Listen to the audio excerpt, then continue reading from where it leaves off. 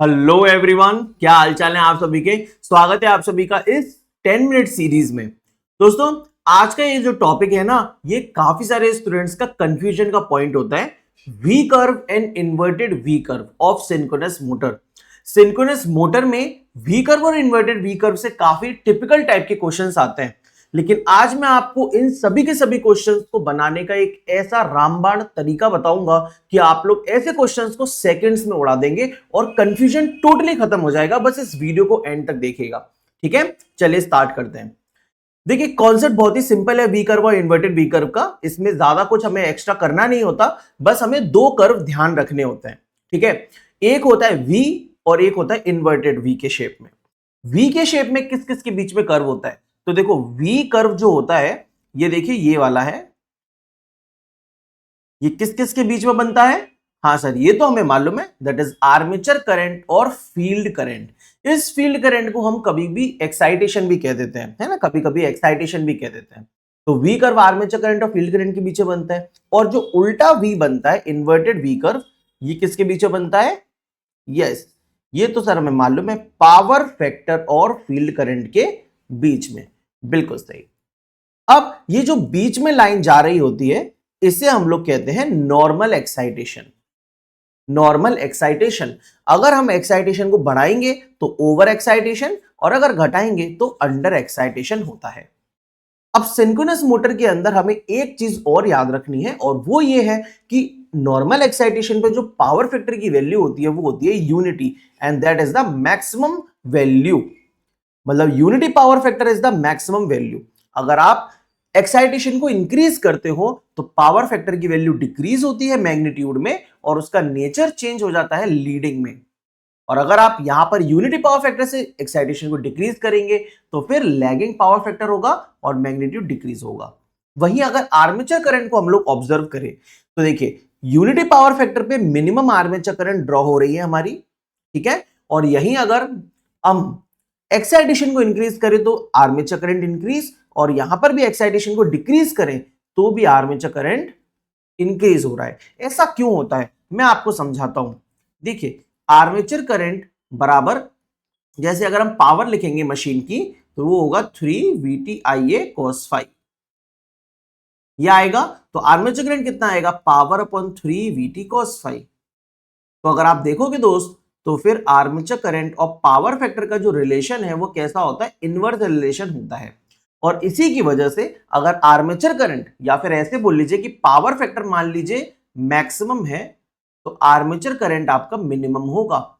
इसीलिए power factor की value यहां पर मैक्सिमम है यूनिटी, तो आर्मेचर करंट उसी टाइम पर मिनिमम है, सबसे नीचे। अब पावर फैक्टर जैसे कि जैसे यहां पे मैग्नीट्यूड में डिक्रीज हो रहा है, तो आर्मेचर करंट क्या होगा? इंक्रीज होगा, क्योंकि इनवर्स रिलेशन है। पावर फैक्टर यहां भी डिक्रीज हो रहा है तो आर्मेचर करंट क्या होगा? इंक्रीज होगा। अगर ये लॉजिक समझ गए हो तो मैक्सिमम प्रॉब्लम्स आपसे ऐसे ही सॉल्व हो जाएंगी। पहली चीज क्लियर। अब यहां पर देखिए, जो सिंक्रोनस मोटर है उसमें अलग अलग टाइप के मैकेनिकल लोड लगा सकते हैं। जैसे मान लीजिए कि नो लोड पर है, फिर आधे लोड पर चल रही है, फिर फुल लोड पर चल रही है। तो आपको ऑब्जर्व ये करना है कि जो नो लोड वाली सिंक्रोनस मोटर है उसमें आर्मेचर करंट कितनी ड्रॉ होगी? इतनी ड्रॉ होगी। अगर मशीन पर लोड बढ़ाओगे तो ज्यादा करंट ड्रॉ करेगी, तो फिर ये खिसक कर यहां आ जाता है, तो आर्मेचर करंट इंक्रीज हो जाती है, यहां से यहां हो जाती है। और लोड आप बढ़ाओगे, हाफ लोड के बाद फुल लोड करोगे, तो फिर ये और ज्यादा ऊपर खिसकेगा, तो यहां पर आपका अब ये कर्व आ जाएगा। मतलब आर्मेचर करंट अब इतनी और बढ़ जाएगी। तो जैसे जैसे लोड बढ़ा रहे हैं आर्मेचर करंट की वैल्यू इंक्रीज हो रही है, तो ग्राफ ऊपर की तरफ खिसक रहा है। पावर फैक्टर में क्या होता है, ये देखिए, ये जैसे फील्ड करंट है, मान लीजिए ये वाला जो ग्राफ है आपका, ये नो लोड का ग्राफ है। किसका? नो लोड की कंडीशन का। अगर आप लोड को इंक्रीज करते हो तो जो ग्राफ होगा वो राइट साइड खिसकता है, राइट साइड खिसकता है, तो ये हाफ लोड हो जाता है। तो देखिए ये ऐसे हो जाएगा। और अगर आप और लोड को इंक्रीज करते हो मेरे दोस्त, तो फिर ये ग्राफ और राइट साइड खिसकेगा और ये फुल लोड पे पहुंच जाएगा। तो बोले तो आर्मेचर करंट का ग्राफ ऊपर खिसकता है और पावर फैक्टर का ग्राफ राइट में खिसकता है ना, लोड बढ़ाने पर। क्लियर? चलिए, ये सिंक्रोनस जनरेटर का वी कर्व है, इन्वर्टेड वी कर्व है। इसका बिल्कुल सेम सब कुछ है, केवल एक चीज बदलती है, that is nature of power factor. जैसे कि सिंक्रोनस मोटर में ओवर एक्साइटेशन में लीडिंग था, अंडर एक्साइटेशन में लैगिंग था, लेकिन यहां पर उल्टा हो जाता है, यहां पर ओवर एक्साइटेशन में लैगिंग होता है और अंडर एक्साइटेशन पे लीडिंग होता है। बस यही फर्क है, बाकी सब कुछ सेम है। ठीक है, चलिए क्वेश्चन करते हैं। पहला क्वेश्चन आपके सामने है कि which of the following statement is true regarding the voltage drop, है ना, which of the following statement is true regarding the voltage drop due to armature reaction for unity power factor in an alternator. Unity power factor पे कितना armature में voltage drop होगा? तो voltage drop is maximum for unity power factor, voltage drop is minimum for unity power factor, voltage drop is zero for unity power factor, and voltage drop remains constant irrespective of power factor। तो maximum बच्चों को यहां पे ये लगता है कि sir unity power factor है, मतलब कोई लॉसेस वगैरह नहीं होंगे, तो हम लोग जीरो मार्क कर देते हैं कि वोल्टेज ड्रॉप जीरो। लेकिन वो सही कॉन्सेप्ट नहीं है। वोल्टेज ड्रॉप का वैल्यू क्या होता है? वोल्टेज ड्रॉप का वैल्यू होता है armature current into synchronous impedance. अब एट यूनिटी पावर फैक्टर अगर आपको ध्यान हो तो मैंने अभी थोड़ी देर पहले ही बताया था कि देखिए यूनिटी पावर फैक्टर पर पावर फैक्टर मैक्सिमम वैल्यू होता है और आर्मेचर करंट का मिनिमम वैल्यू होता है। और आर्मेचर करंट अगर मिनिमम है तो फिर वोल्टेज ड्रॉप भी क्या होगा मेरे दोस्त? Definitely minimum. माफ करिएगा, voltage drop is minimum for unity power factor. समझ में आया? सिंपल क्वेश्चन है। अगले क्वेश्चन पे चलेंगे। एक over excited synchronous motor at no load किसके जैसा बिहेव करेगी? तो एक over excited synchronous motor no load पे काम कर रही है, तो कैपेसिटर, इंडक्टर, रजिस्टर, ट्रांसफार्मर किसके जैसा बिहेव करेगी? हाँ सर, ये तो हमें पता है कि एक synchronous motor power factor correction के लिए यूज होती है। अगर ओवर एक्साइटेड होगा तो फिर वो रिएक्टिव पावर डिलीवर करेगा, तो इसीलिए कैपेसिटर की तरह काम करेगा। एक सिंक्रोनस मोटर ओवर एक्साइटेशन पे लीडिंग पावर फैक्टर पे काम करती है, रिएक्टिव पावर डिलीवर करती है। ठीक है। What happens when a synchronous motor is connected to an infinite bus will operate on leading power factor? जब synchronous motor leading power factor पे काम करती है तो इनमें से कौन सी कंडीशन सही है कि एक्साइटेशन वोल्टेज इंडिपेंडेंट होगा सप्लाई वोल्टेज पर, एक्साइटेशन वोल्टेज ज्यादा होगा सप्लाई वोल्टेज से, एक्साइटेशन वोल्टेज कम होगा सप्लाई वोल्टेज से, या फिर बराबर होगा? तो देखिए दोस्त, यहां पर लीडिंग पावर फैक्टर पर आपकी सिंक्रोनस मोटर काम कर रही है ना। Synchronous motor leading power factor पे काम कर रही है और लीडिंग पावर फैक्टर किस पर आता है सर? ओवर एक्साइटेशन पर आता है। तो ओवर एक्साइटेशन मतलब एक्साइटेशन की जो वैल्यू है वो सप्लाई वोल्टेज से ज्यादा है, तभी तो ओवर एक्साइटेशन बोलते हैं, है ना। तो इसीलिए आंसर हो जाएगा बी। नेक्स्ट क्वेश्चन बहुत ही प्यारा क्वेश्चन है, इसे ध्यान से समझिएगा। एक ऑल्टरनेटर को अगर इनफाइनाइट बस से कनेक्ट करते हैं, ध्यान रखिए ऑल्टरनेटर की बात कर रहा है, अगर इसका फील्ड करंट डिक्रीज करते हैं तो आर्मेचर करंट के साथ क्या होगा, और पावर फैक्टर के बारे में भी पूछ रहा है। ऐसे क्वेश्चन में जब हमें कुछ दिया ना हो, कुछ मेंशन ना किया गया हो, तो इन क्वेश्चंस को हम लोग बनाते तो वी कर्व और इन्वर्टेड वी कर्व की मदद से ही है। लेकिन अब यहां पे बोला है कि ऑल्टरनेटर इनफाइनाइट बस से कनेक्ट है और फील्ड करंट को डिक्रीज कर रहे हैं, तो फील्ड करंट को पहले हमें मानना होगा कि वो कितनी थी, फिर उस वैल्यू से डिक्रीज करेंगे। तो ऑल्टरनेटर के अंदर मैं आपको इस आर्मेचर करंट का ग्राफ बताता हूं। देखिए ये वी कर्व है आर्मेचर करंट का वर्सेस फील्ड करंट। तो आप क्या करिए दोस्तों, हमेशा सबसे पहले यूनिटी पावर फैक्टर या नॉर्मल एक्साइटेशन मानिए। तो आपका यहां बनेगा पॉइंट वे यूनिटी पावर फैक्टर का, है ना, जिसमें हम लोग इन्वर्टेड वी कर्व भी बना लेते हैं। मान लीजिए आपका जो मशीन था ऑल्टरनेटर, वो पहले यहां पर काम कर रहा था एट मिनिमम करंट ना, मिनिमम करंट आइए मिनिमम यूनिटी पावर फैक्टर पे। अब हमने क्या किया, फील्ड करंट को डिक्रीज किया। तो पहले इतनी फील्ड करंट थी, अब हम डिक्रीज करेंगे तो पीछे की तरफ जाएंगे, घटाना मतलब पीछे की तरफ बढ़ाना मतलब राइट साइड। तो जब पीछे की तरफ जाएंगे तो हम देख रहे हैं कि आर्मेचर करंट क्या हो रहा है, इंक्रीज हो रहा है।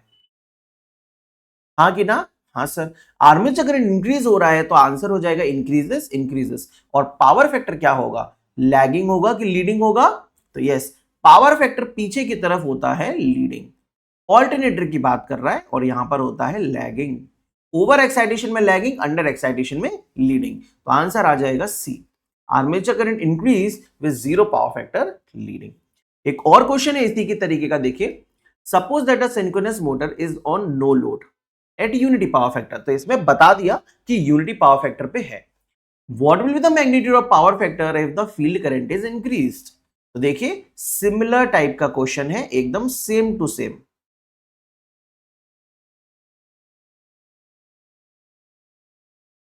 है ना। ये आपका पावर फैक्टर का ग्राफ हो गया, यूनिटी पावर फैक्टर मिलेगा आपको यहां पे, और ये मिनिमम आर्मेचर करंट। अब इसने क्या बोला है हमसे, इसने बोला है कि अगर फील्ड करंट को इंक्रीज करते हैं तो पावर फैक्टर का मैग्नीट्यूड क्या होगा। तो देखिए यहां पर होता है मोटर के लिए लीडिंग और यहां पर होता है मोटर के लिए लैगिंग, तो आप सभी का आंसर भी आ गया होगा कि सर पावर फैक्टर लीडिंग होगा, लैगिंग नहीं होगा। और आर्मेचर करंट डिक्रीज करेगी कि इंक्रीज करेगी? तो देखिए हम पहले यूनिटी पावर फैक्टर पे थे, अब हम आगे जाएंगे तो आर्मेचर करंट इंक्रीज करेगी। देखिए इंक्रीज कर रही है, समझ गए? तो आर्मेचर करंट विल इंक्रीज। इस तरीके से आपको ग्राफ के थ्रू इस क्वेश्चन को ब्रेक करना है। एक और क्वेश्चन, ये तगड़ा कॉन्सेप्ट है, इसको अगर समझ गए ना तो बस इसके बाद और कोई वेरिएशन नहीं है, ये लास्ट वेरिएशन है, इसको ध्यान से समझना है। एक 3 फेज सिंक्रोनस मोटर रन कर रही है half load unity power factor पे, है ना। हाफ लोड पर है और यूनिटी पावर फैक्टर पर है, तो मैं उस सिंक्रोनस मोटर को ड्रॉ कर लेता हूं,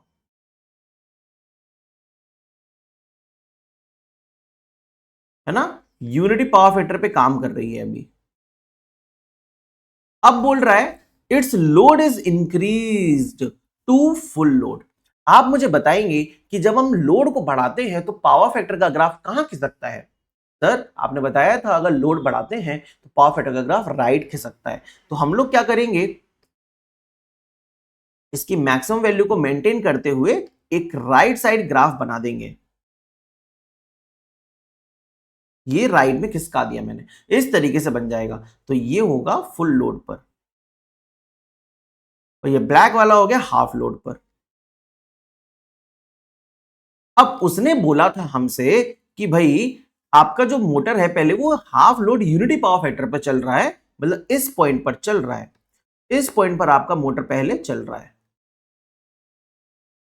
समझ गए ना, इतने पॉइंट पर चल रहा है। अब इसके बाद अगर कोई एक्साइटेशन में चेंज ना करे तो नया पावर फैक्टर क्या होगा? कोई एक्साइटेशन में चेंज नहीं कर रहे हैं, मतलब एक्साइटेशन अभी भी इतनी ही है, हाँ या ना? हाँ सर एक्साइटेशन तो अभी भी इतनी ही है। तो फिर इसी एक्साइटेशन पर अब आपको जो नया ग्राफ बना है उस पर कहां पर ये टच कर रहा है वो देखना है। जैसे पहले क्या था, पहले आपका ये वाला ग्राफ था और यूनिटी पावर फैक्टर मतलब इतनी एक्साइटेशन पर काम कर रही थी मशीन। अब लोड को इंक्रीज कर दिया लेकिन एक्साइटेशन को चेंज नहीं किया, तो इसी पॉइंट पर खड़े रहना है और इस नए ग्राफ पर ये पॉइंट से कहां कट हो रहा है वो देखना है। तो ये तो सर इधर कट हो रहा है, इस जगह कट हो रहा है। तो मेरे दोस्त नए ग्राफ के हिसाब से ये हो गया यूनिटी पावर फैक्टर, आगे जाएंगे इसके तो लीडिंग और पीछे जाएंगे इसके तो लैगिंग होगा ना सिंक्रोनस मोटर के लिए। तो अब जो नया पावर फैक्टर होगा वो ये वाला पॉइंट होगा, मतलब लैगिंग होगा। और ये खतरनाक कॉन्सेप्ट है सिंक्रोनस मोटर के वी कर्व और इन्वर्टेड वी कर्व को देखने का, समझे? चलिए इसके बाद एक ये क्वेश्चन है, इस क्वेश्चन में क्या पूछ रहा है कि सिंक्रोनस मोटर रन कर रहा है unity power factor full load पर, अगर लोड को रिड्यूस करते हैं तो नया पावर फैक्टर क्या होगा? इसका कमेंट्स में आप सभी को आंसर बताना है और सही सही बताना है। अगर आप सभी ने सही आंसर दिया तो मैं समझ जाऊंगा कि यस ये जो मेरा लेक्चर है आप लोगों के दिमाग में एकदम पूरी तरीके से उतर चुका है। ठीक है दोस्तों, इसके साथ ही मैं एक और चीज, अच्छा ये भी क्वेश्चन है एक और कि excitation and terminal voltage are of synchronous motor are kept constant and the load is increased, तो फिर क्या होगा? तो इस क्वेश्चन का आंसर भी आप लोग बताइएगा। ठीक है, इस क्वेश्चन का आंसर भी, ये क्वेश्चन नंबर 1 मार्क कर दीजिए और ये क्वेश्चन नंबर 2 मार्क कर दीजिए, इसका भी आंसर आप सभी बताइएगा। दोनों बढ़िया लेवल के क्वेश्चन है लेकिन कॉन्सेप्ट एकदम सेम है जो मैंने आपको समझाया है। ठीक है दोस्तों, एक और बहुत ही बड़ा सरप्राइज आप सभी के लिए है कि दिवाली का ऑफर इंजीनियरिंग इनोवेशन पर लाइव हो चुका है और इस दिवाली में आप सभी को मेरी तरफ से 20% का ऑफ है सभी के सभी कोर्सेज पे। तो आप सभी के सभी स्टूडेंट्स जो भी कोर्स में एनरोल करना चाहते हैं इस दिवाली ऑफर का पूरा फायदा उठाइए, लिमिटेड टाइम ऑफर है, ध्यान रखिएगा। ठीक है दोस्तों, और ERC 2025 का रिकॉर्डेड कोर्स ऑलरेडी फिर से 799 में मैंने अलाउ कर दिया है। इसका कूपन कोड दोबारा एक्टिव हो चुका है, तो जो भी बच्चे बहुत ही ज्यादा एक्साइटेड थे पूरे के पूरे इलेक्ट्रिकल को रिवाइज करने के लिए, वो दोबारा से इस कोड को अप्लाई करके 799 में इस कोर्स को ले सकते हैं। ठीक है दोस्तों, टेलीग्राम से जुड़ जाइएगा। और कोई भी अगर आपको डाउट हो या कोई भी नया टॉपिक आप चाहते हैं कि सर आप इस 10 मिनट सीरीज में समझाइए, हमें नहीं समझ में आ रहा है, तो कमेंट करके जरूर बताइएगा, और उन दोनों क्वेश्चंस के आंसर भी। ठीक है दोस्तों, मिलता हूं नेक्स्ट वीडियो में। Thank you.